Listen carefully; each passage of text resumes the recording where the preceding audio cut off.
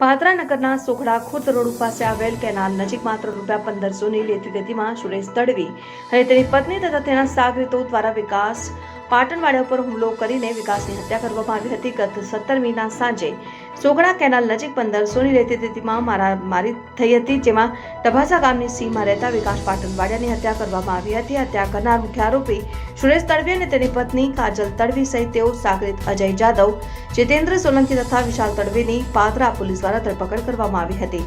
હત્યારાઓનું પગેરું શોધવા માટે પાદરા પોલીસ દ્વારા વડોદરા ગ્રામ્ય એલસીબી અને એસઓજીની ટીમ પણ કામે લાગી હતી. હત્યાના આરોપીઓને કોર્ટમાં રજૂ કરીને પોલીસ રિમાન્ડ પણ મેળવ્યા હતા. પાદરા પોલીસ દ્વારા હત્યાના આરોપીની ધરપકડ કરી કાયદેસરની કાર્યવાહી હાથ ધરી હતી.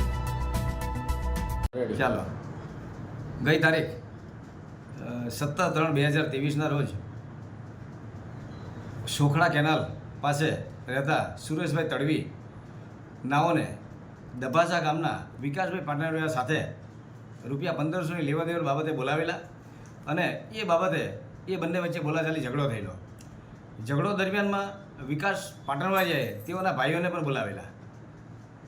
એ આવતા આ સુરેશ તડવી તેમજ અન્ય બીજા સુરેશ તડવીની પત્ની સાથે બીજા 3 એમ કે ટોટલ કુલ 5 આરોપીઓએ આ કામના ફરિયાદી તથા સાહેદો પર લાકડીઓથી હિંચકારો હુમલો કરેલો અને એ હુમલાથી વિકાસ પાટણવાડિયાનું મોત થયેલું.